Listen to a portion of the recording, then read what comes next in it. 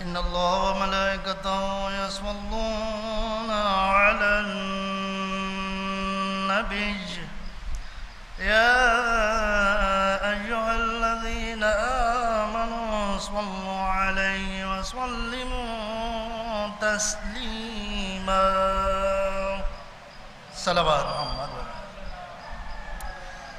أعوذ بالله من الشيطان اللعين الرجيم. بسم الله الرحمن الرحيم. يحبون المال حبا جما كلا إذا دكت الأرض دكا دكا وجاء ربك والملك صفا صفا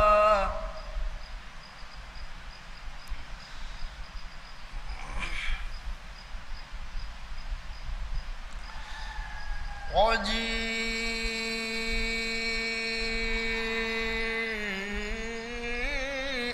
يومئذ بجهنم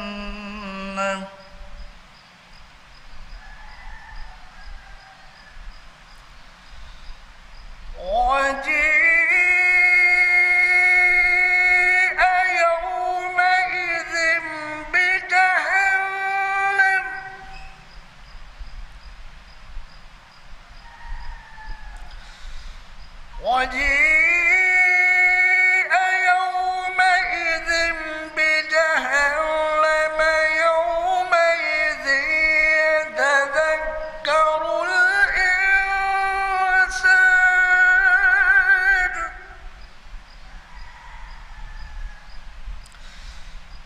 يومئذ يتذكر الإنسان وأنى له الذكرى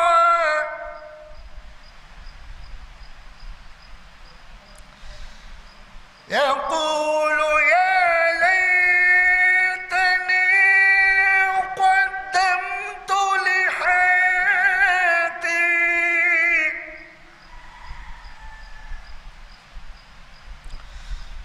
فيومئذ لا يعذب عذابه أحد ولا يوثق وثاقه أحد.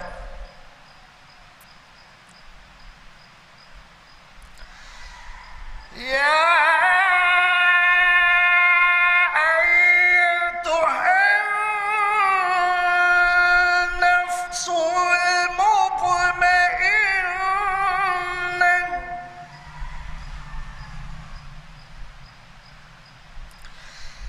ارجعي إلى ربك راضية مرضية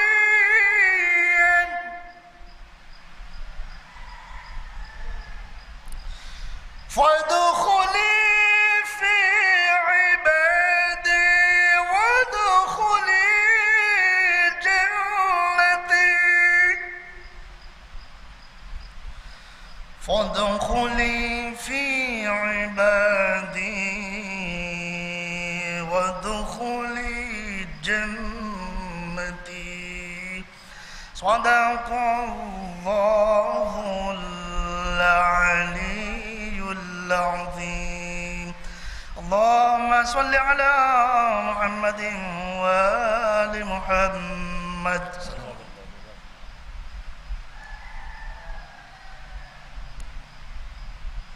کنارے سلوات.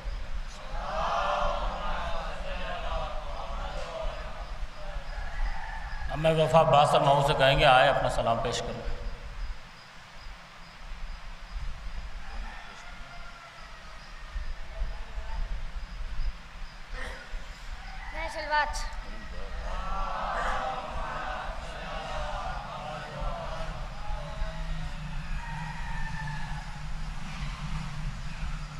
کون علیہ صلوات.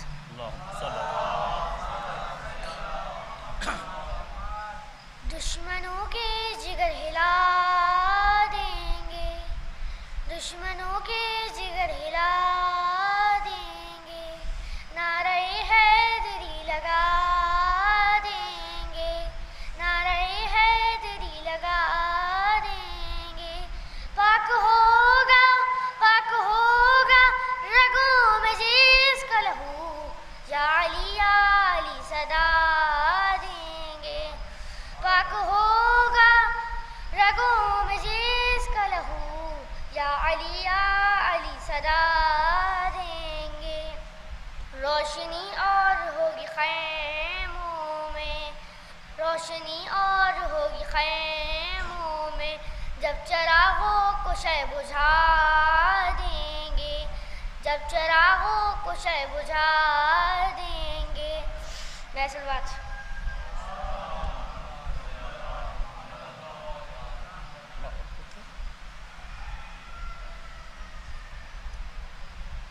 میں ناصر صاحب سے کروں گا.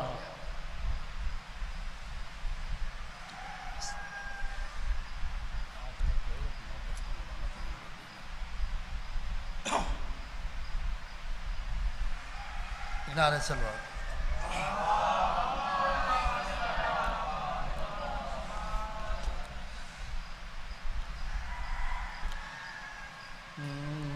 یہ خط میں شاہ نے لکھا,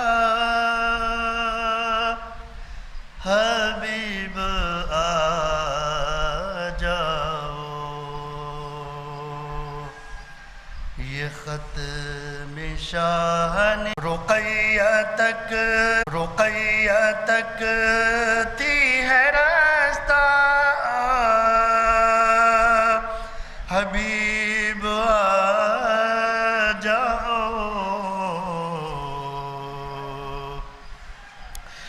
لگا لو اس بھی انداز میری غربت کے, جہاں پر ابن علی لکھنا تھا وہاں میں نے دیا ہے ماں کا حوالہ, حبیب آ جاؤ. یہ خط میں شاہ نے لکھا, حبیب آ جاؤ.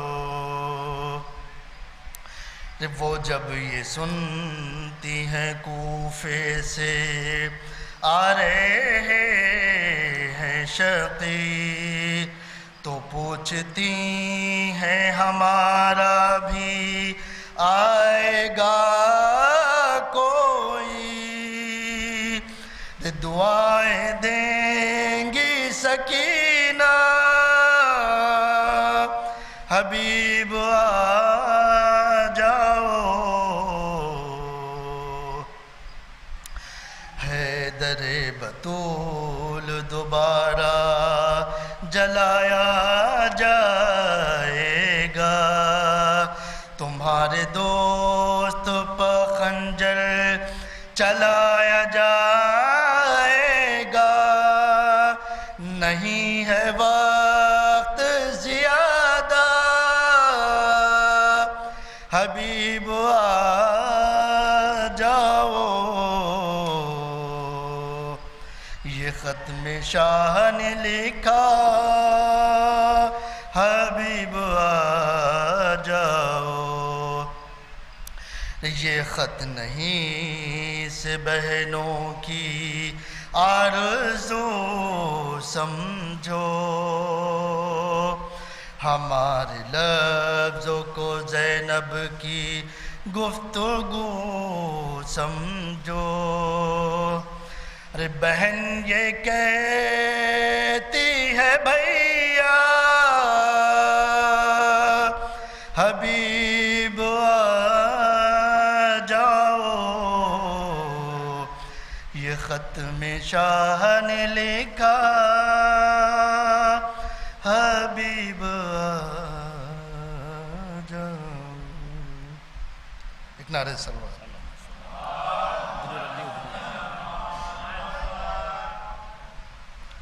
میں جناب سے گزارش کروں گا آیت مجلس کی خطاب فرمائیں بآواز بلند نعرہ سلوات۔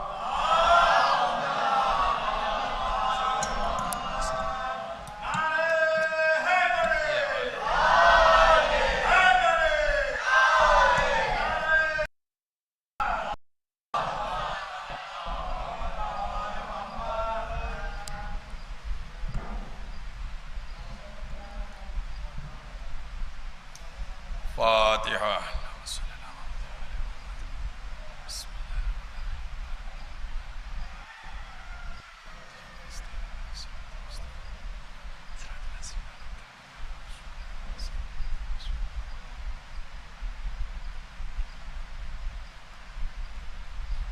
اعوذ باللہ من الشیطان اللعین الرجیم بسم اللہ الرحمن الرحیم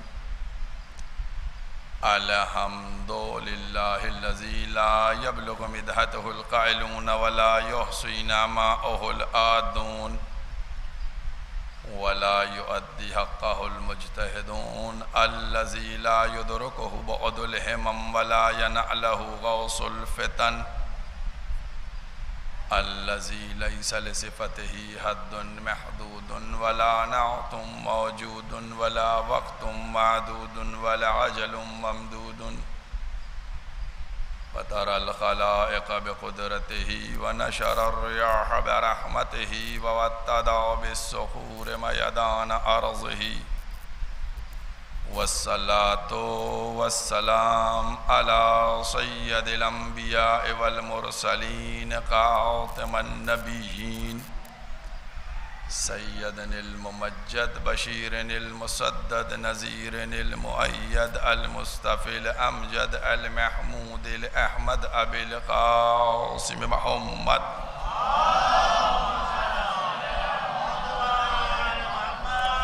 وأهل بيته طيبين الطاهرين المعصومين المظلومين أما بعد فقد قال الله سبحانه تبارك وتعالى في كتابه المحكم وخطابه المتقن وقوله الأحسن بسم الله الرحمن الرحيم أما يتساءلون عن النبأ العظيم الذي هم فيه مختلفون صلوات محمد۔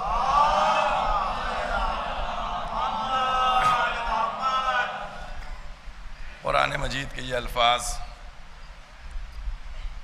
جن کو مسلسل سرنامہ قرار دے کر اس گفتگو کو ولایت کے عنوان سے آگے بڑھایا جا رہا ہے، ارشاد باری تعالیٰ ہو رہا ہے اما یتساءلون، وہ لوگ کس بابت کس نسبت سے ایک دوسرے سے سوال کرتے ہیں، عن النبأ العظیم، وہ جو قبر بزرگ ہے، عظیم قبر ہے، اس کے بارے میں، الذی ہم فیہ مختلفون، کہ جس کے بارے میں وہ اختلاف کر رہے ہیں، اختلاف کرنے والے ہیں۔ آپ اگر پوچھئے تو ہمارے پانچویں امام محمد باقر علیہ السلام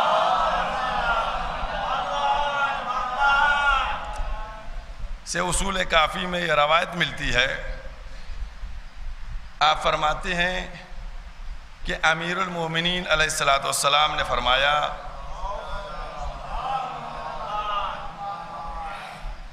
کہ نبأ العظیم کون ہے، کہ کس چیز کے بارے میں؟ مولا فرماتے ہیں وہ میں ہوں۔ اللہ کی یہ روایت ہے، اللہ کی کوئی بھی چیز مولا فرما رہے مجھ سے بڑی نہیں ہے، عظیم نہیں ہے۔ نبأ العظیم کون ہے؟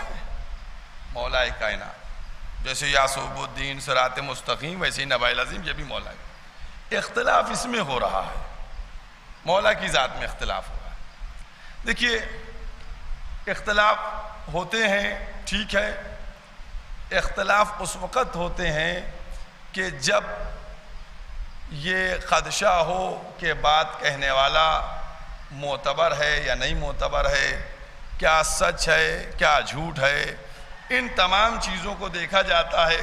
اس کے بعد اختلافات سامنے آتے ہیں کہ بھائی ہم ان کو نہیں مانتے، ہم ان کی بات کو تسلیم نہیں کرتے، یہ معتبر نہیں ہے، یہ غیر معتبر ہے، تو اختلاف سامنے آتے ہیں۔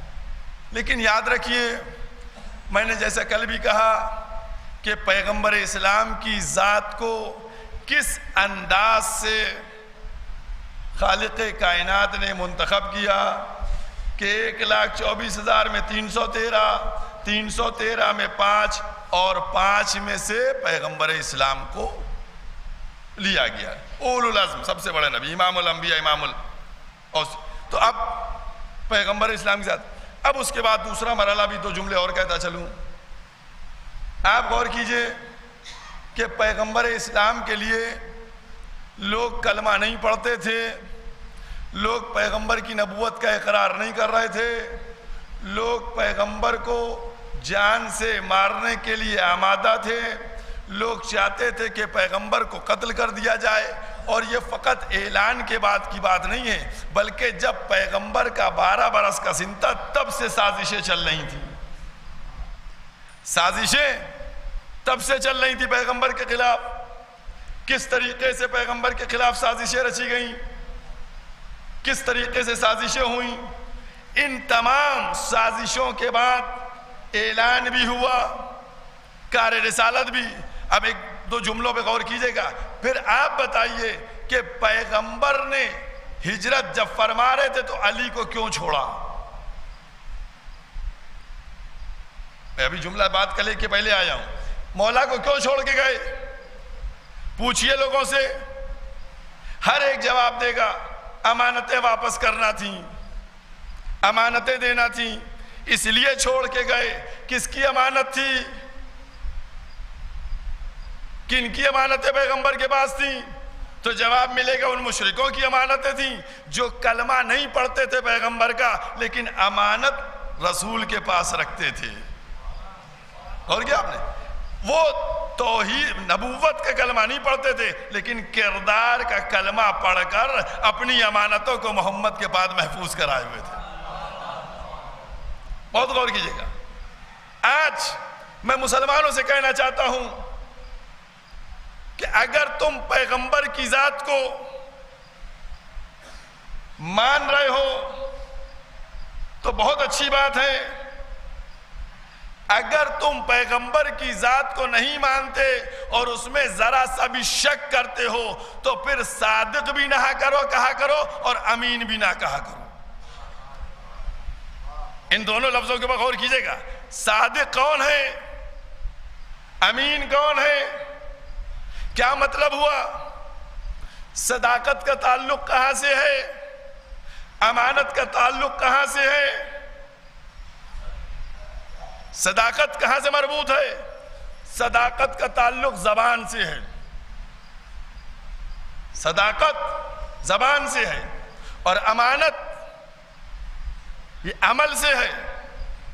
غور کیجئے گا، بھائی کسی نے کوئی چیز دی ہم کو، ہم نے ویسے ہی ایز اٹ از اس کو واپس کر دی، امین ہے ہم۔ تو امانت جو ہے اس کا ریلیشن عمل سے ہے، صداقت اس کا ریلیشن زبان سے ہے۔ اب جملوں کو بدل کے کہتا ہوں کہ ایک کا قول سے ریلیشن ہے امانت کا، اور صداقت کا ریلیشن جو ہے وہ قول سے ہے، اور امانت کا ریلیشن فعل سے ہے۔ بات کو سمیٹ کے دیکھیے، 2 جملوں میں لے کے آیا ہوں۔ صداقت کا تعلق قول سے ہے، امانت کا تعلق فعل سے ہے۔ اس قول اور فعل کے اوپر ایمان مشرک بھی رکھتا تھا اور کافر بھی رکھتا تھا کہ محمد امین بھی ہیں صادق بھی ہیں، امین بھی ہیں صادق بھی ہیں، اگرچہ وہ کلمہ نہیں پڑھتا تھا، نبوت کا کلمہ نہیں پڑھتا تھا، لیکن نبوت کے کلمہ نہ پڑھ کر کردار کا کلمہ پڑھ رہا تھا اور بتلا رہا تھا کہ اللہ کا جو نبی ہے، جو یہ محمد ہیں، یہ صادق بھی ہیں، یہ امین بھی ہیں۔ یہ نہیں، اب زبان سے جو کچھ کہیں گے وہ بالکل سچ ہوگا اور ہاتھ سے جو کچھ کریں گے وہ بالکل درست ہوگا. اور کیا آپ نے صداقت اور امانت، صادق ہیں اور امین ہیں، یعنی دونوں پر پہرا لگا دیا کہ صادق ہیں اور امین ہیں، سچے ہیں، جو بھی کہیں گے وہ سچ کہیں گے، جو بھی کریں گے وہ امانت داری ہوگی، جو ادھر سے ملا ہوگا. بھئی یہی تو تقاضا امانت ہے کہ جو چیز ادھر سے ملے وہ ایز اٹ از ادھر ٹرانسفر ہو جائے. اب دیکھیے یہ تو میں نے ہو گیا کہ جو عام مومنین میں ہے کہ صادق اور امین سب جانتے ہیں. اس کے اوپر قرآن نے بھی پہرا لگا دیا. قرآن نے بھی تصدیق کر کر پہرا لگایا. کیسے پہرا لگایا؟ جب قرآن کریم نے آواز دی کہ میرا حبیب کچھ کہتا ہی نہیں مگر وہ کہ جو خالق نہ چاہے، یعنی جو خالق کہتا ہے کہلواتا ہے وہی محمد کہتے ہیں. تو یہ بھی پہرا لگ گیا. اور ما رمیت اذ رمیت ولکن اللہ رما کہہ کر پیغمبر کے عمل کے اوپر بھی پہرا لگ گیا کہ پیغمبر ہاتھوں سے جو کام انجام دیں گے وہ گویا اللہ کرے انجام دے گا. محمد تم نے کنکریاں نہیں پھینکی، ہم نے کنکریاں پھینکی. یعنی محمد کے ہاتھ کے کام کو خالق نے اپنی طرف منسوب کیا، زبان کے قول کو خالق نے اپنی طرف منسوب کیا. اب وہی جملہ پھر دہراتا ہوں کہ گویا صداقت پر بھی مہر ہے، امانت پر بھی مہر ہے. صداقت اور امانت.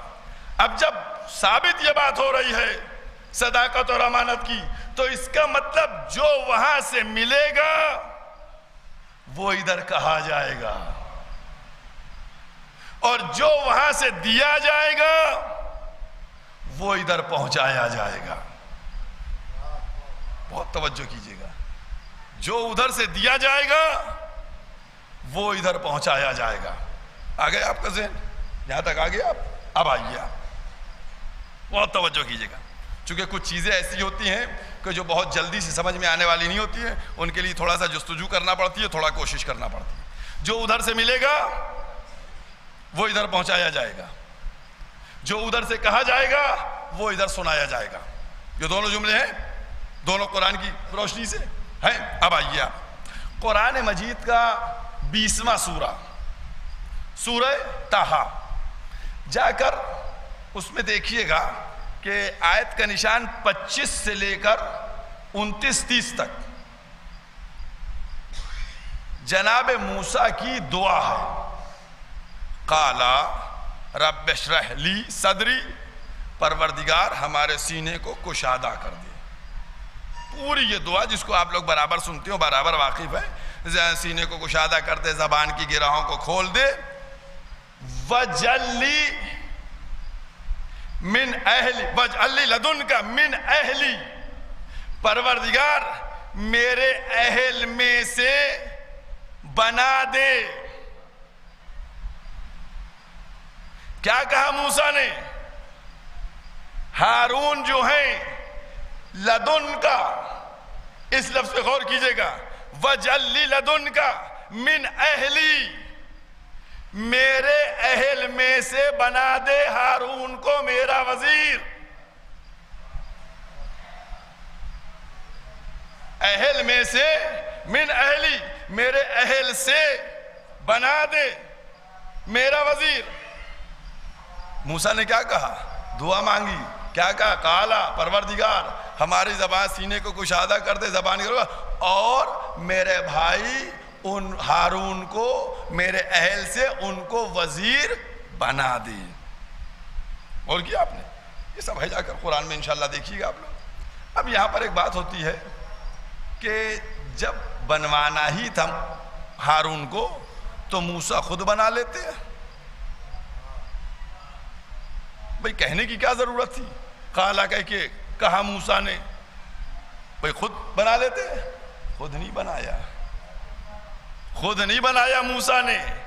حالانکہ جو موسیٰ کی دعا تھی، جو موسیٰ کی ریکویسٹ تھی، وہ ایز اٹ از اپروو ہوئی، اس میں کوئی چینجنگ نہیں تھی. جیسا کہا گیا تھا ویسے ہی ہو کے کر دیا گیا۔ موسیٰ نے بتلایا کہ ہم بنا سکتے تھے لیکن ہم نہیں بنا سکتے ہیں، بنانے کا کام وزیر یہ اس کا ہے، نبی کا بھی کام نہیں ہے،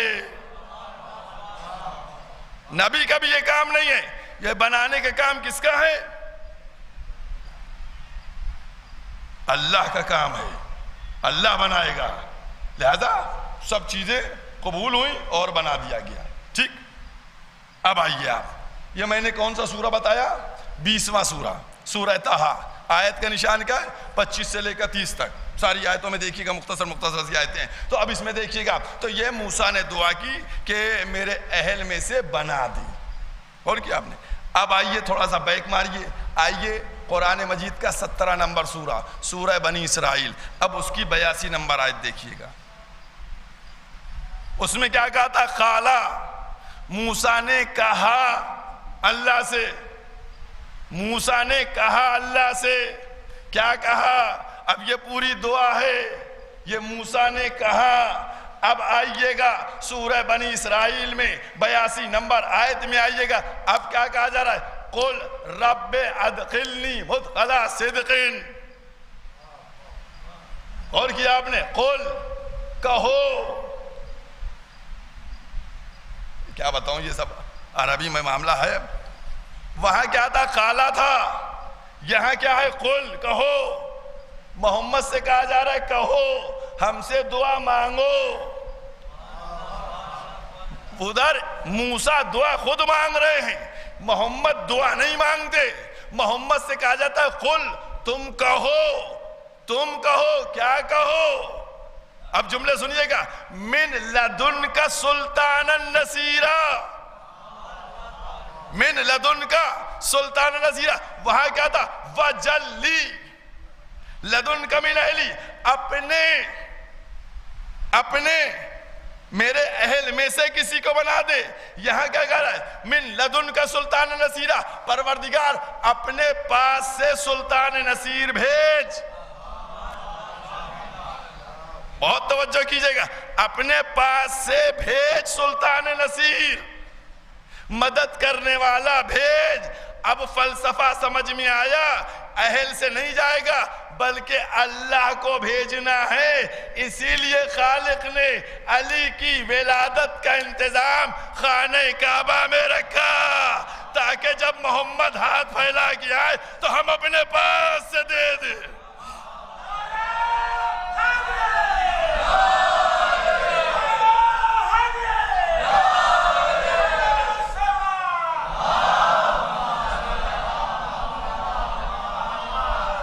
ابھی نہیں، بات مکمل نہیں ہوئی ہے، میں تو ابھی بات کہہ رہا تھا۔ کہاں سے آئے ہیں یہ؟ کہاں سے دیے گئے ہیں؟ گھر پہ بلایا گیا، گھر سے دیا گیا، اللہ نے دیا۔ تو میں نے کیا کہا تھا؟ اب لازم یہ ہے، امانت کا تقاضا یہ ہے کہ جو ادھر سے ملے وہ ادھر پہنچایا جائے، جو ادھر سے کہا جائے وہ ادھر سنایا جائے۔ تو اب محمد پر لازم تھا کہ اس روا دواں قافلے کو روک لیا جائے، اور جو ادھر سے کہا گیا ہے وہ سنا دیا جائے، اور جو ادھر سے ملا ہے وہ ادھر پہنچا دیا جائے۔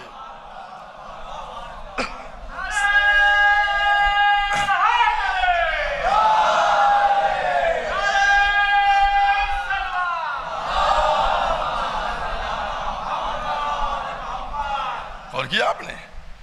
اگر صادق اور امین مانتے ہو تو پھر مانو سچا اور مانو امین۔ ادھر سے کہا گیا، تب انہوں نے کہا من کنت مولا ہو فہذا علی مولا۔ ادھر سے کہا گیا اور پھر ادھر سے دیا گیا تو ادھر مولا کو پہنچا دیا۔ اور کیا آپ نے؟ یہ ہے عظمت ولایت کی۔ تو آپ مجھے اختلاف تو دیکھیے، قرآن کہہ رہا ہے کہ ان کے بارے میں اختلاف ہوگا، نبائل عظیم کے بارے میں، ان کے بارے میں اختلاف ہوگا، تو اختلاف تو ہوگا، لیکن اتنا سمجھ کے رکھو، اختلاف کے بعد دین بچے گا یا نہیں بچے گا؟ بھئی یہ امپورٹنٹ ہے نا، دین بچ رہا ہے یا نہیں بچ رہا ہے؟ اور جہاں ولایت میں اختلاف ہوا اچھا آپ دیکھیے 2-3 باتیں غور کر کے دیکھیے کہ بہت ہی انتظام کیا گیا ہے، انتظام بہت اہتمام کیا گیا ہے اس غدیر کے میدان میں. اور وہ انتظام کیا کیا گیا؟ ایک تھا بیچارہ میں کہہ رہا ہوں لعنتی، سمجھ گئے، اس نے اختلاف کیا. آپ غور کر کے بتائیے کہ 1.25 لاکھ کا مجمع تھا، 1.25 لاکھ کا مجمع تھا، 1.25 لاکھ میں صرف ایک اپوزیشن والا، اپوزیشن کا صرف ایک 1.25 لاکھ میں اس نے اختلاف کیا. غور نہیں کیا. ایک دوسری بات آپ سے کہنے جا رہا ہوں، میں بار بار ان باتوں کو کہتا رہتا ہوں، دہرایا کرتا ہوں کہ واقعات جو ہیں نا وہ کسی ایک زمانے کے لیے نہیں ہوتے جو اس میں ختم ہو جائیں، وہ مثال بھی بنا کرتے ہیں. سمجھ گئے؟ اب آپ آئیے، آپ یہ ابلیس جو نہیں ہے یہ صفوف ملائکہ میں کرتا کیا تھا؟ تھوڑا سا ٹھہر گئے. کیا کرتا تھا صفوف ملائکہ میں؟ عبادت. کیسی عبادت کرتا تھا؟ کیسے سجدے کرتا تھا؟ کسی کو معلوم ہے سجدے کیسے اس کے ہوتے تھے؟ ہیں؟ سجدے میں سر گیا تو گیا 6 مہینے کے لیے. ہیں؟ سجدے میں سر گیا تو گیا. طولانی سجدے ہوتے تھے. وہ ابلیس جو طولانی سجدے کر رہا تھا اس سے ایک سجدے کے لیے کہا گیا ان کو بھی کر لو. بھائی کر رہا تھا نا اتنے بڑے بڑے سجدے، اس سے کہا گیا ایک چھوٹا سا یہ بھی کر لو. کیا اس نے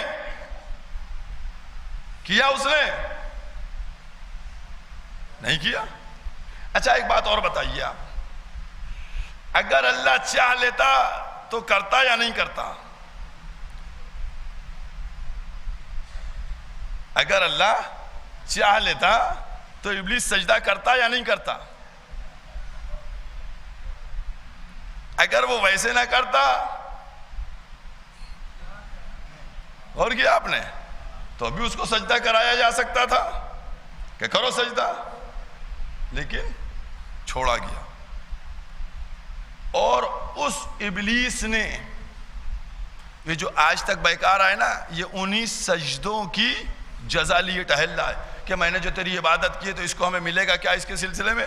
کہا کیا چاہیے؟ تو اس نے لے لیا جی، ہے نا. کچھ آپ سمجھ رہے ہیں نہیں سمجھ رہے ہیں؟ اللہ نے انتظام کیا.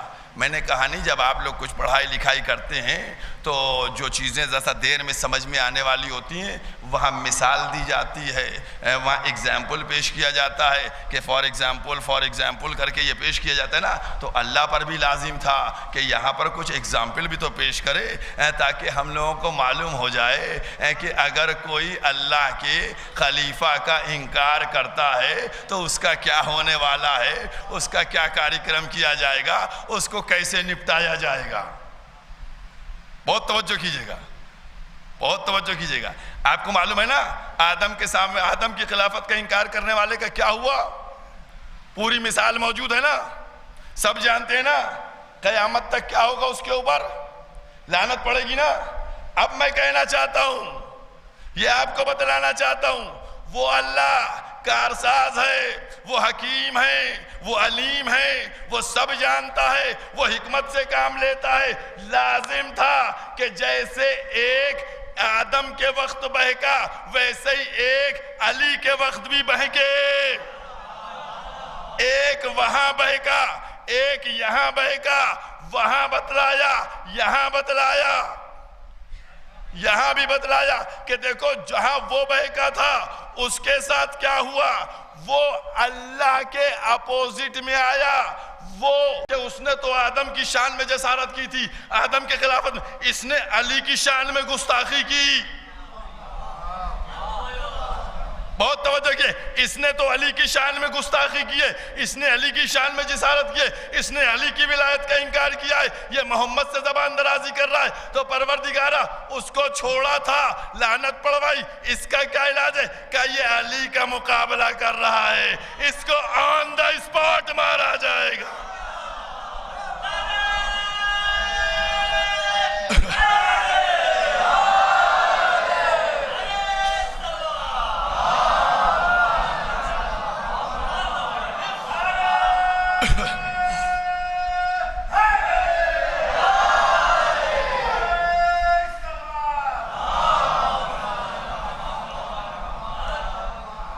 اب نبائل عظیم کی مخالفت سمجھ میں آئی آپ کو؟ اور کیا آپ نے؟ خالق نے کہا یہاں نہیں چھوڑیں گے, یہاں پر نہیں چھوڑیں گے, آن دا اسپاٹ, فوراً. وہاں آپ غور کیجئے گا, وہاں اس نے اپنی اس عبادت کا عوض لے لیا. یہاں اس کو اس کے حج کا کچھ نہ ملا. بہت توجہ کیجئے گا, بہت چھوٹا سا جملہ کہہ رہا ہوں. اس کو اس کے حج کا کچھ نہیں ملا, اس کے طواف کا کچھ نہیں ملا, اس کی سعی کا کچھ نہیں ملا, اس نے جو رمی جمرات کی اس کا کچھ نہیں ملا. ارے کچھ تو مل جاتا. اس نے نمازیں بھی پڑھی, اس نے طواف بھی کیا, اس نے سعی بھی کیا. کہ یاد رکھو جو علی کا مخالف ہوگا اس کا سب دھل جائے گا, جہنم میں چلا جائے گا.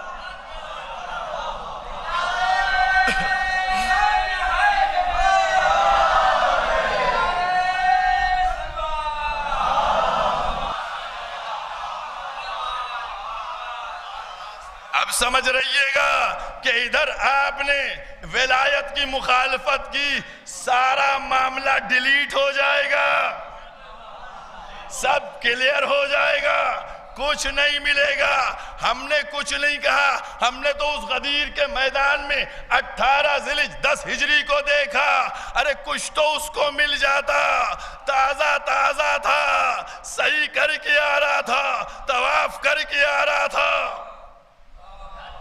کچھ نہیں بچا, کچھ نہیں بچا, سب چلا گیا. یہ ہے عظمت ولایت کی. نظام خالق نے بنایا اور خالق نے سمجھایا کہ دیکھو ولایت سے کوئی بھی شخص نہ ٹکرائے, کیونکہ جتنا اہتمام ولایت کے سلسلے میں کیا گیا ہے, آپ تاریخ دیکھ لیے, کسی کے سلسلے میں ہوا اہتمام؟ کہیں پر اہتمام کیا گیا؟ کوئی اہتمام نہیں ہوا. اور خود پیغمبر کو دیا گیا.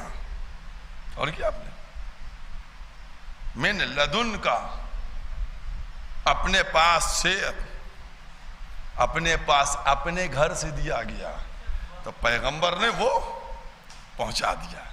یہ ہے عظمت, یہ ہے ولایت کی عظمت.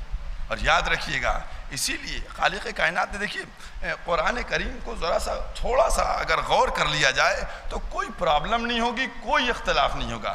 آج اختلاف صرف اس بات کے اوپر ہو رہا ہے, میں دعویٰ کر رہا ہوں, چیلنج کر رہا ہوں میں اس بات کے اوپر, کہ اگر ہم لوگ سب لوگ متفق ہو کر, متحد ہو کر بیٹھ جائیں, صرف رسول کو مان لیں, تو ادھر اللہ سمجھ میں آ جائے گا, ادھر علی سمجھ میں آ جائے گا.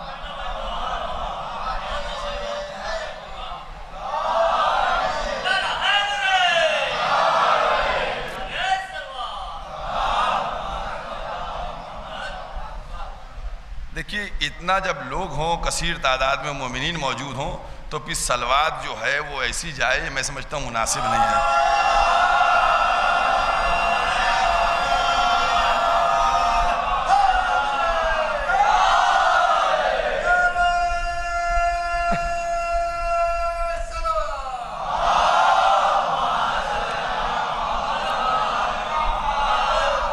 دیکھیے ایک ایک مرحلے کے اوپر ہم کو فکر کرنا ہے. نبی اگر سمجھ میں آ جاتے تو پھر سارے میٹر سالو تھے, ساری پرابلم سالو تھی. نبی کو نہیں سمجھا گیا, سمجھئے. اب آپ دیکھیے, آپ اگر آپ کل سمیٹیے اسلام کو کل سمیٹیے, تو 3 چیزوں پر 3 پلر ہیں اسلام کے, 3 پلر ہیں. نبی، ٹھیک، نبی، امت اور دین، بس ختم. کیا ہے کیا؟ نبی، امت، دین، اس کے علاوہ کیا بتائیے؟ اب آئیے آپ، نبی بھی خطرے میں آئے، دین بھی خطرے میں آیا، اور نبی کی امت بھی، مسلمان بھی خطرے میں آیا. میں ولایت کو سمجھا رہا ہوں، یہ ذہن میں رکھیے گا. نبائل عظیم یہ ہیں، یہ ان کے بارے میں اختلاف نہ کرو ولایت کے سلسلے میں. اب میں آپ کے سامنے بتا رہا ہوں، جو لوگ اسلام کو اپنے سینے سے لگائے ہیں، نبی کے بہترین انداز میں نعت کے ذریعے مدح سرائی فرماتے ہیں، ان سے میں یہ کہنا چاہتا ہوں کہ تم اپنے پیارے نبی پر اگر جانوں کو قربان کر رہے ہو تو کم سے کم اس کی طرف بھی توجہ کر لو جس نے نبی پر جان کو قربان کرنے کے لیے لیٹ کر نبی کو بچا لیا. اس کو بھی تو دیکھو. اب میں آپ کے سامنے تین کو کر بات میری آج کی ختم ہو جائے گی. بس تینوں. نبی کب خطرے میں آئے؟ سب کو معلوم ہے. نبی کب خطرے میں آئے؟ ہجرت کے موقع کے اوپر نبی خطرے میں آ گئے تھے. کس نے جان بچائی؟ کس نے جان بچائی؟ مولا نے جان بچائی. اس کے بعد دوسرے پہ آئیے. نبی کے بعد کیا ہے؟ امت. امت کب خطرے میں آئی؟ مسلمان کب خطرے میں آیا؟ کب خطرے میں مسلمان آیا معلوم ہے آپ کو؟ تاکہ تاریخ دیکھیے گا. اور یہ مجلسیں جو ہیں یہ اسی لیے ہو رہی ہیں تاکہ تاریخ سے آپ آشنا ہو جائے اور لوگوں تک دین کی باتوں کو پہنچا سکے، ان کو سمجھا سکے، اور سب باقاعدہ بغیر اختلاف کی باتیں ہیں. بدر میں جو لڑائی تھی اس میں پانی کا کنواں دشمن کی پشت کے اوپر تھا. پانی کا قحط پڑنے والا تھا. اللہ کی طرف سے وحی ہوئی کہ محمد پانی کا انتظام کر لو ورنہ تمہارے یہ مسلمان امت جو ہے سب پیاس میں مر جائے گی. تو نبی نے کہا کون ہے جو جا کے لے آئے؟ اتنا اچھی لوکیشن نہ تھی کہ ہر ایک جاتا. میں نے بتا دیا نا آپ کو، بہت جلدی میں بات کر رہا ہوں آپ سے، کہ دشمن کی پشت کے اوپر تھا کنواں، وہاں سے پانی لانا تھا. اب کون اتنا بڑا جیالہ تھا کہ دشمن کی صفوں کو چیرتا ہوا جائے اور پانی لے کر آئے؟ کوئی نہ جا سکا، کسی کے ہمت نہ ہوئی. مولا کائنات گئے، پانی لے کر آئے. جب پانی لے کر آئے مولا کائنات، تب پیغمبر نے فرمایا آج مسلمان بچ گئے.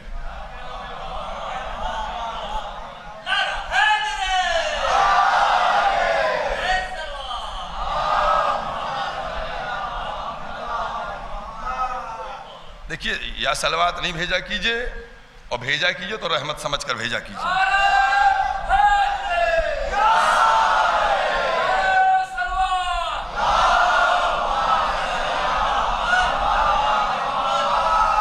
ہاں پڑھ سکتا ہوں، ایک آدھ گھنٹہ مجلس بغیر صلوات کے چل جائے گی، لیکن آپ لوگوں کو ڈبل ملے اس لیے کیونکہ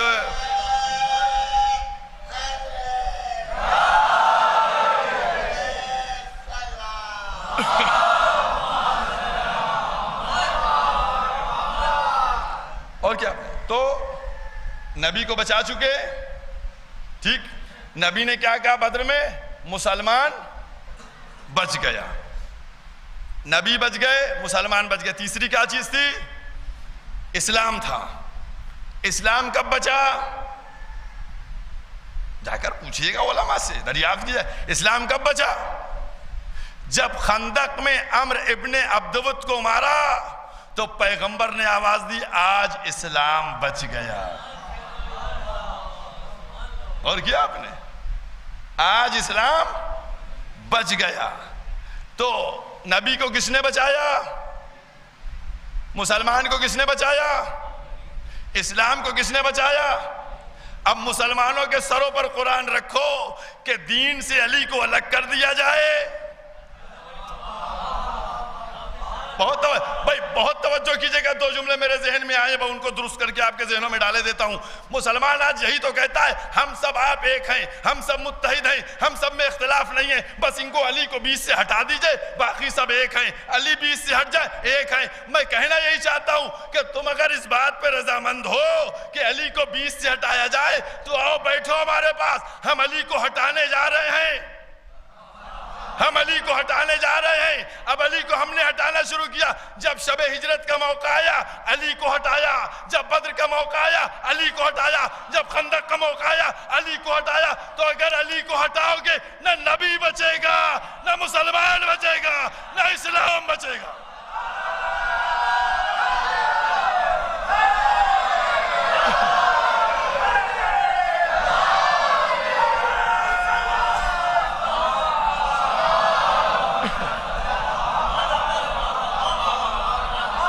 اگر علی کو ہٹا دیا گیا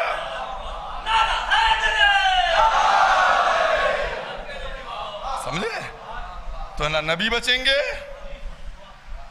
نہ مسلمان بچے گا, اور نہ اسلام بچے گا. کچھ نہیں بچے گا. ہمیں زبردستی نہیں, ہاں ہم نے جو کچھ بھی لیا ہے اور جو کچھ ہم نے صرف پیغمبر کو مانا ہے. ہم پیغمبر کو مانتے ہیں, پیغمبر کو ہم لیے. پیغمبر جو کہیں گے ہم اس کے آگے اپنے سر کو جھکا دیں گے.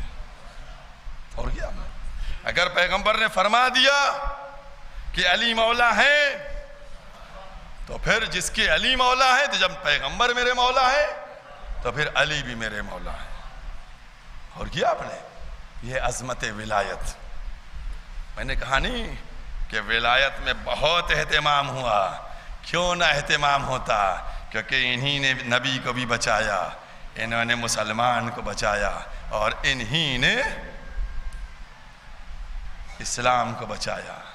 اور یہ فقط خندق میں ہی نہیں بچایا, بلکہ اس کے بعد کہاں سے شروعات ہوئی تھی اور کہاں تک بچا لائے. بس کیونکہ گھڑی کی سوئیاں اجازت نہیں دیتی ہیں کہ گفتگو کو زیادہ کیا جائے. اور بہرحال میری کوشش یہ رہتی ہے کہ مصائب میں کوئی کمی نہیں آنے دی جائے, تاکہ ہم بی بی کے سامنے شرمندہ نہ ہوں کہ لوگ واہ واہ کر رہے تھے تمہاری تو تم نے ہمارے مصائب کم کر دیے. ہم مصائب میں کمی نہیں آنے دیتے.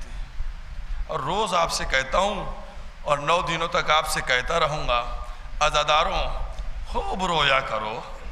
اس غریب ماں کی تسلی تمہارے رونے میں ہے. تمہارا رونا ذرا تصور کر کے بتاؤ, تمہارا رونا ایک غریب ماں کو کیسے تسلی پہنچاتا ہے. آج 3 محرم ہو گئی,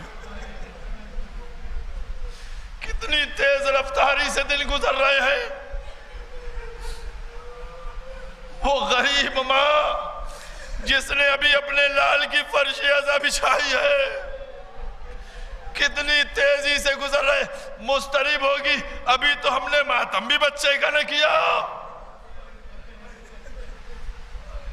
جزاکم اللہ, جزاکم اللہ, اللہ رحمت نازل کرے ان آنکھوں کے اوپر کہ جن کی آنکھوں میں غم امام حسین میں آنسو چھلک رہے ہیں.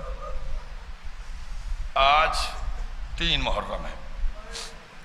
مصائب میں پڑھتا تھا, لیکن آج مصائب جو ہیں وہ میں پڑھوں گا, بنی ہاشم کے مصائب پڑھوں گا. آج آپ کو کس کو پرسہ دینا پتہ ہے آپ کو؟ آج آپ لوگ کس کو پرسہ دیجئے گا؟ آج آپ لوگ پرسہ دیجئے گا علی کی لاڈلی کو, علی کی بیٹی کو پرسہ دیجئے گا. اور دوسرا رشتہ بتاؤں, آج آپ لوگ پرسہ دیجئے گا عباس کی بہن کو. اب تیسرا جملہ کہوں, آج آپ لوگ اس کو پرسہ دیجئے گا جس نے بیوہ ہونے کے بعد بھی اپنے بچوں کو قربان کرنے میں قدم پیچھے نہیں ہٹائے. سمجھ گئے نا آپ کون؟ جناب مسلم کی زوجہ، جناب عباس کی بہن، مولا کی بیٹی جناب رقیہ. آج ان کو پرسہ دینا ہے. کیسے پرسہ دیجیے گا؟ میں نے 2 دن قبل ان کے مصائب پڑھے تھے جناب مسلم کے. جناب مسلم تنہا کربلا نہیں، کوفے نہیں گئے تھے، ان کے ساتھ 2 ان کے چھوٹے چھوٹے بچے تھے.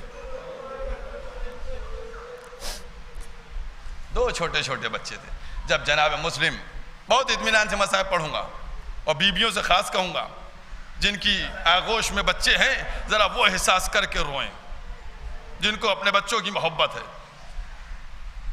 جب جناب مسلم نے دیکھا زمانہ پھر گیا اور پلٹ گیا ہے، تو جناب مسلم نے اپنے دونوں بچوں کو، محمد کو اور ابراہیم کو، دونوں کو قاضی شورح کے حوالے کیا کہ کوئی قافلہ مدینے جانے والا ملے تو میرے بچوں کو مدینے بھیج دینا.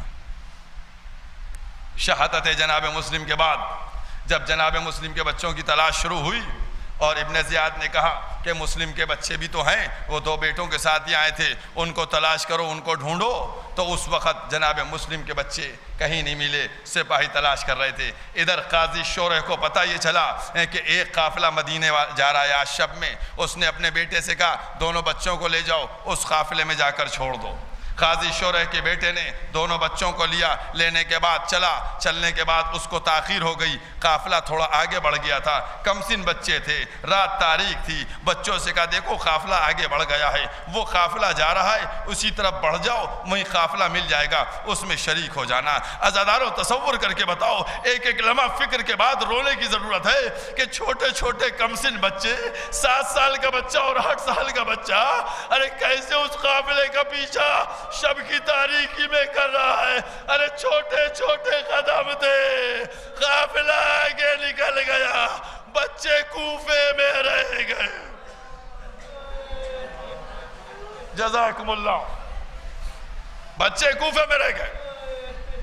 چاروں طرف سپاہی ڈھونڈ رہے تھے. سپاہیوں کے ہاتھ بچے لگ گئے، بچوں کو گرفتار کیا گیا، دربار میں لایا گیا ابن عیاد کے. ابن زیاد نے دونوں بچوں کو قید خانے میں ڈال دیا. کہا ان بچوں کو قید خانے میں قید کر دو اور اس کے بعد دن میں ایک وقت سوکھی روٹی اور گرم پانی ان کو دے دیا جائے. چنانچہ اس کے مطابق اس سے ہوتا رہا. عزاداران امام معلوم ایک جملے پہ غور کرنا، کوئی اگر بڑا مسافرت کی حالت میں پریشان ہوتا ہے تو تم کو رحم آ جاتا ہے نا کہ یہ بڑا ہے. جب چھوٹے چھوٹے بچے سفر کی حالت میں، مسافرت میں، غربت کے عالم میں کیا گزری ہوگی ان بچوں کے اوپر. ذرا احساس کر کے دیکھو، دونوں کم سن چھوٹے چھوٹے بچے تھے. ایک دن قید خانے میں بڑے بھائی سے چھوٹا بھائی کہنے لگا بھیا اب تو پیٹ ایسا ہو گیا ہے، سوکھی روٹیاں کھا کھا کے کہ پیٹ بھرتا نہیں، پانی پیاس نہیں بجھا سکتا. جزاکم اللہ. چھوٹا بھائی کہتا ہے کہ بھیا اب تو موت آ جائے، بس یہی کافی ہے. جزاکم اللہ. اس جملے کو سنا، بڑے بھائی نے تسلی دی. بڑے بھائی کیا سمجھاتا؟ بڑے بھائی نے تسلی دی، ڈھارس بنائی. اس کے بعد کہا دیکھو آج جب نگہبان آئے گا نا قید خانے کا تو اس سے بات کرتے ہیں، شاید اس کے دل میں کچھ رحم آ جائے. چنانچہ قید خانے کا جو نگہبان تھا وہ آیا. آنے کے بعد اس سے گفتگو کی. بھائی ہم چھوٹے ہیں، ہم کم سن ہیں، ہم کو چھوڑ دو، ہم کو کیوں قید کیو، ہم اپنے وطن واپس چلے جائیں گے. جیسے ہی اس نے سنا کہ وطن واپس چلے جائیں گے، اس نے کہا تم کون ہو؟ کہا ہم مدینے کے رہنے والے ہیں. کہا تم مدینے میں رہتے ہو؟ تو بڑے بھائی محمد نے اس سے مخاطب ہو کے کہا تم محمد مصطفیٰ کو جانتے ہو؟ جیسے ہی یہ جملہ سنا، اس نگہبان کا نام مشکور تھا، جیسے ہی جملہ سنا کہا ہاں کیوں نہیں جانتے، ہم انہی کا کلمہ پڑھتے ہیں. بس جیسے ہی یہ جملہ سنا محمد کا دل بڑھ گیا. اس نے آگے بڑھ کے کہا تم ان کے بھائی علی مرتضیٰ کو جانتے ہو؟ کہا ہاں وہ میرے ولی ہیں، وہ میرے مولا ہیں. بس جیسے یہ دوسرا جملہ سنا کہا ہم ہی تو مسلم کے بیٹے ہیں. جیسے ہی مسلم کا نام سنا، ان کے بچوں کو تاریخ میں لکھا ہے وہ مشکور کانپنے لگا، فوراً دروازے سے ہٹ گیا. کہا جلدی جاؤ.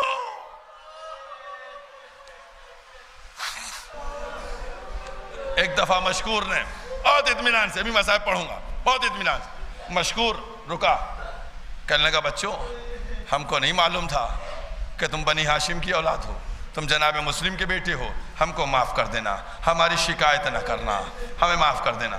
بچے خوش ہوئے، دعا دی۔ بچوں نے کہا کہ یہ بتاؤ ہم کس طریقے سے مدینے واپس چلے جائیں۔ اب یہاں پر ایک روایت میں اضافہ بھی ہوا ہے کہ بعض بچوں نے وہاں پر کہا کہ ہم کیسے آقا حسین تک پہنچے، تو کہ روایت یہ ہے، بعض روایت سے پتہ چلتا ہے کہ شاید سال بھر بعد بچے شہید ہوئے، بعض میں نہیں کہ اسی ماہ میں شہادت واقع ہوئی۔ لیکن بہرحال ان تمام چیزوں سے بالے ہٹ کے جناب مشکور نے بچوں کو کہا آپ نکل جائیے ورنہ جو ہے کہیں جلدی معلوم ہو جائے گا۔ بچے کم سن بچے تھے، رات میں چلتے تھے، دن میں کہیں چھپ جاتے تھے تاکہ سپاہیوں کی نگاہ ہے۔ اسی طریقے سے بچے ایک دن ایک پیڑ کے اوپر جا کر چھپ گئے، دونوں بچے کم سن ایک پیڑ پہ چل گئے۔ ایک کنیز آئی، آنے کے بعد اس نے اپنے ڈول کو کنویں میں ڈالا۔ اب جو کنویں میں ڈول کو ڈال کے کھینچنا چاہتی ہے، کیا دیکھتی ہے؟ دو چھوٹے چھوٹے چاند چمک رہے ہیں۔ جیسے ہی دو بچوں کے اس نے ان کو دیکھا، تصویروں کو دیکھا، اس نے اپنے چہرے کو اوپر کیا۔ اب جو چہرے کو اوپر کیا، دو چھوٹے بچے سہمے ہوئے بیٹھے ہیں۔ ان بچوں سے کہا بچوں نیچے اترو۔ بچے ڈرے ہوئے تھے، بچے سہمے ہوئے تھے، بچے جانتے تھے زمانہ پورا مخالف ہے، کہیں ایسا نہ ہو یہ بھی دشمن کی ہو۔ اس عورت نے، اس خادمہ نے کہا نہیں آ جاؤ، بتاؤ کیا بات ہے۔ وہ دونوں بچے اترے، پوچھا تم کون ہو؟ بتایا ہم مسلم کے بیٹے ہیں۔ جیسے یہ جملہ سنا فوراً وہ کہنے لگی میری مالکہ کے پاس چلو، وہ اس گھرانے کی بہت ماننے والی ہے، بہت تعظیم کرنے والی ہے، وہ اپنے کو کنیز فاطمہ بتاتی ہے، جلدی چلو ہمارے ساتھ۔ دونوں بچوں کو لے کر آئی، اپنی مالکہ کے سامنے پیش کیا، کہا یہ وہ بچے ہیں، مسلم کے بچے ہیں۔ جیسے ہی اس کی مالکہ نے سنا یہ مسلم کے بچے ہیں، فوراً دونوں بچوں کے لیے اچھی اچھی مسندیں بچھا دیں، کھانا لگا دیا، سب کچھ سجا دیا۔ بچے خوش، بچے دونوں خوش۔ اور اس کے بعد جب شب ہونے لگی، اس کا شوہر دشمن اہل بیت، حارث اس کا نام تھا، اس کے آنے کا وقت ہوا، اس نے ایک دوسرے حجرے میں، بعض روایت کے مطابق تہہ خانے میں، اس نے دونوں بچوں سے کہا جا کر لیٹ جاؤ۔ بچے کم سن تھے، چھوٹے تھے، بہت دنوں بعد آرام ملا تھا، سو گئے، غافل سو رہے تھے۔ حارث آیا، آنے کے بعد اس نے، چونکہ دن بھر اس نے بچوں کی تلاش کی تھی انعام کی لالچ میں، اس کے بعد ان کو بچے نہ ملے، ایسے سفر کیا کہ اس کا گھوڑا بھی مر گیا تھا، بہت تھکا ہوا تھا، آیا کھا پی کر لیٹ گیا۔ اس کو نیند نہیں آ رہی تھی، اس کے کان میں کوئی آواز آئی، ادھر بچوں نے خواب دیکھا، محمد بیدار ہو کے اٹھ گئے، ادھر ابراہیم اٹھ گئے۔ محمد نے کہا بھیا میں نے خواب دیکھا ہے۔ ابراہیم نے کہا بھیا میں نے بھی خواب دیکھا ہے۔ کہا محمد تم نے کیا خواب میں دیکھا؟ کہا میں نے خواب میں دیکھا ہے کہ پیغمبر اسلام بیٹھے ہیں، علی مرتضیٰ بیٹھے ہیں، میرے بابا ہیں، میرے بابا سے پیغمبر فرما رہے ہیں مسلم تم آ گئے بچوں کو نہیں لائے۔ تو وہ بولا کہ جواب کیا دیا؟ کہ بابا نے جواب دیا بچے آنے والے ہیں۔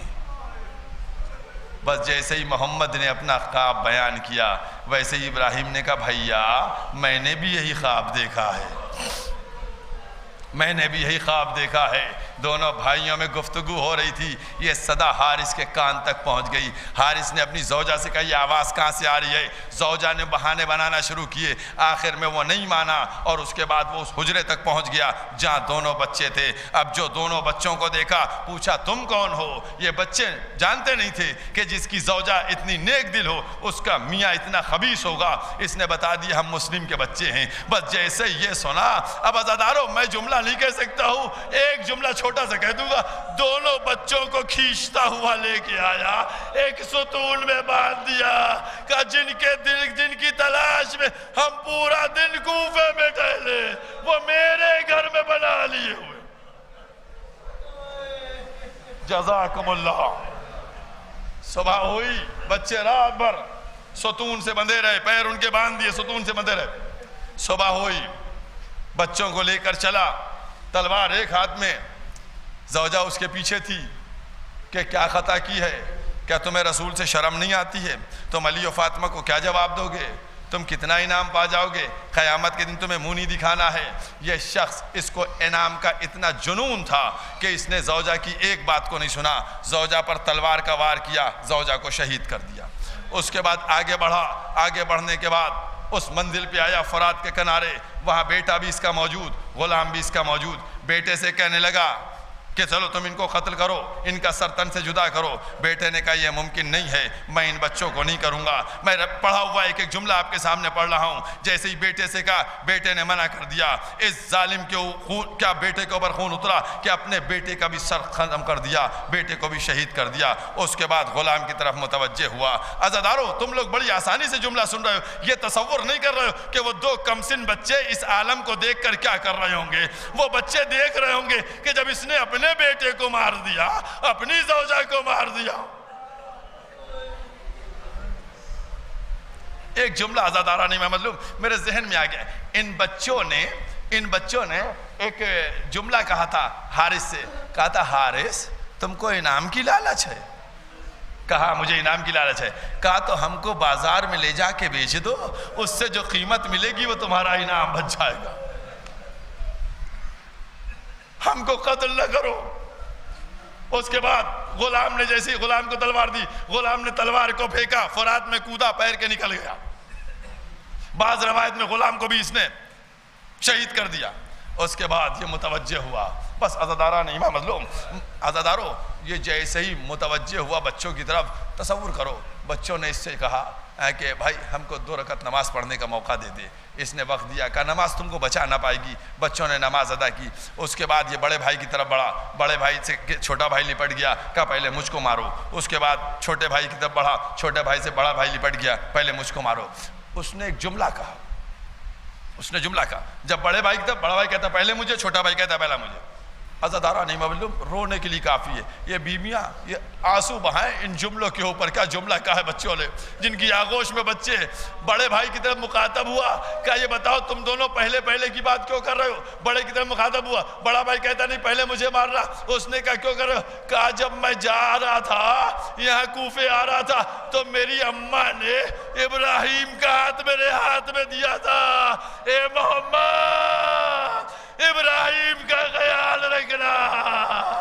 اے حارث، پہلے مجھے مار دے ورنہ میں ماں کو کیا جواب دوں گا۔ جزاکم اللہ۔ اس نے تلوار کا وار کیا، ابراہیم کی گردن الگ ہو گئی، محمد کی گردن الگ ہو گئی۔ کمسن بھائی ابراہیم دوڑ کے اپنے بھائی کے سر کو لیے ہوئے۔ جزاکم اللہ، جزاکم اللہ۔ محمد صلی اللہ علیہ وسلم، حارث نے محمد کے لاشے کو فرات میں پھینکا ڈالا، فرات میں لاشا ٹھہرا ہوا ہے۔ اس کے بعد دوسرا وار کیا، ابراہیم کا سر قلم کیا، سر کو رکھا، اس کے بعد ڈالا۔ جیسے ہی دونوں لاشیں فرات میں پہنچی، دونوں بھائیوں نے ہاتھوں کو پھیلایا۔ یہ جملہ پڑھا ہوں، ہاتھوں کو پھیلایا، دونوں گلوگیر ہوئے اور ایک دفعہ فرات میں بیٹھ گئے۔ جزاکم اللہ، جزاکم اللہ۔ ابھی مصائب پڑھوں گا، 2-4 دقیقے مصائب پڑھوں گا زیادہ۔ میں نے کہا نہیں، عباس کے بھانجوں کا ماتم ہے نا، رقیہ عباس کی بہن کو پرسہ دینا ہے نا، اس ماں کو پرسہ دینا ہے جو ابھی بیوہ بھی ہوئی ہے اور بیٹوں کو بھی قربان کر رہی ہے۔ جزاکم اللہ۔ اس نے دونوں سروں کو لیا اور لے کر آیا دربار میں۔ ایک ایک جملہ پڑھا ہوا پڑھ رہا ہوں۔ صاحب معالم نے لکھا، کیا لکھا کہ جیسے ہی ابن زیاد نے دیکھا دونوں بچوں کے سروں کو، اٹھا پھر بیٹھ گیا، اٹھا پھر بیٹھ گیا، اٹھا پھر بیٹھ گیا۔ ملعون ابن زیاد وہ بچوں کے سروں کو دیکھ کر ایسے۔ اس کے بعد پورا واقعہ ہوا اور حارث کو بھی قتل کر دیا گیا، اور ایک شخص کو جو ہے دیے گئے دونوں سر، کہا جہاں لاشیں دریا میں ڈالے ہیں وہیں یہ دونوں سر ڈال دو۔ اور اس کے بعد دونوں سر وہاں ڈالے گئے، دونوں لاشیں برآمد ہوئیں، دونوں سر لگے۔ پھر اس کے بعد وہاں کچھ مومنین تھے جنہوں نے ان کو مسیب میں جمع تدفین ہوئی اور دونوں بچوں کے لاشوں کو سپرد خاک کر دیا گیا۔ عزادارو، یہ بچوں کی شہادت تھی۔ یہ کون تھی؟ یہ وہ ماں تھی جس ماں نے صبح عاشور جیسے ہی عائزہ کی باری آئی تو ان غموں کے بعد بھی، جناب مسلم کے شہادت کے بعد بھی کس طریقے سے جناب زینب سے آگے بڑھ کر کھڑی ہو گئیں۔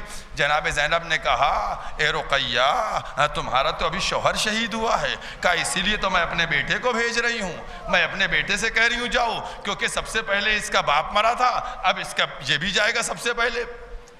جناب عبداللہ ابن مسلم، جناب رقیہ، 4 بیٹے، 2 کربلا میں 2 کوفے میں شہید ہوئے۔ جو کربلا میں ایک کا نام عبداللہ تھا، ایک کا نام مہابی محمد تھا، یہ 2 تھے۔ عبداللہ سب سے بڑے تھے۔ شجاعت کا کیا عالم تھا، جنگ کی اجازت امام حسین نہیں دے رہے تھے، بیٹا تم کو کیسے اجازت دے، تم اپنی ماں کی ڈھارس ہو، تم اپنی ماں کی تسلی ہو، تم کو کیسے ہم میدان میں بھیجیں۔ جناب عبداللہ فرماتے ہیں کہ اے آقا، اے ماموں، اے میرے چچا، آپ مجھ کو جانے کی اجازت دیجئے، میں جنگ کروں گا، میری ماں نے مجھ سے کہا ہے۔ عزاداران امام مظلوم جناب عبداللہ گئے۔ شجاعت کا وہ عالم تھا، مسلم کا بیٹا تھا نا، جناب مسلم کی شجاعت کا عالم آپ جانتے ہیں۔ جناب عبداللہ نے جا کر حملہ کیا، کبھی میسرے پہ حملہ کیا، کبھی میمنے پہ حملہ کیا، کبھی قلب لشکر پہ حملہ کیا، پوری فوج کو الٹ کے رکھ دیا۔ سب سے پہلے اعزا میں بنی ہاشم میں جانے والے جناب عبداللہ تھے، جناب مسلم ابن عقیل کے بیٹے تھے۔ گئے جا کر فوج کو تہوبالا کر دیا۔ جب فوج کو تہوبالا کر دیا، بتایا سینکڑوں کی تعداد میں دشمنوں کو واصل جہنم کر دیا۔ اس کے بعد ظالموں نے چھپ کر حملہ کیا۔ کس طریقے سے حملہ کیا عزاداران امام معلوم؟ بس شہادت کے 2-4 جملے بیان کر دوں گا، مجلس ختم کر دوں گا۔ شہادت کے جملے ہے، شخص کہتا ہے جس کو جناب مختار نے گرفتار کروایا تھا، پوچھا تو نے کیا کیا تھا؟ بتایا میں آڑ میں چھپا ہوا تھا۔ عبداللہ بڑی بہادری سے جنگ کر رہے تھے، آڑ میں چھپا ہوا تھا۔ میں نے عبداللہ کے سینے کا نشانہ لیا، چاہتا تھا عبداللہ کے سینے کے اوپر تیر سے وار کیا جائے، لیکن عبداللہ ہل گئے۔ عبداللہ کے سینے کی طرف نہیں بلکہ پیشانی پر تیر کا نشانہ گیا۔ ارے جیسے ہی تیر کو آتا ہوا دیکھا، عبداللہ نے تیر کو روکنا چاہا، لیکن عزاداروں بڑا غضب ہو گیا۔ تیر بڑی تیزی سے تھا، ایسا تیر لگا کہ پیشانی پہ ہاتھ سماعت پہ وسط ہو گیا۔ بس عزاداروں، بیوہ کو پرسہ دے دیجئے گا، اس کے شوہر کا بھی پرسہ، عباس کو ان کے بھانجوں کا بھی پرسہ۔ عزاداروں جملہ ہے، اب جو عبداللہ گرے، ظالموں نے تیروں کی بارش کر دی۔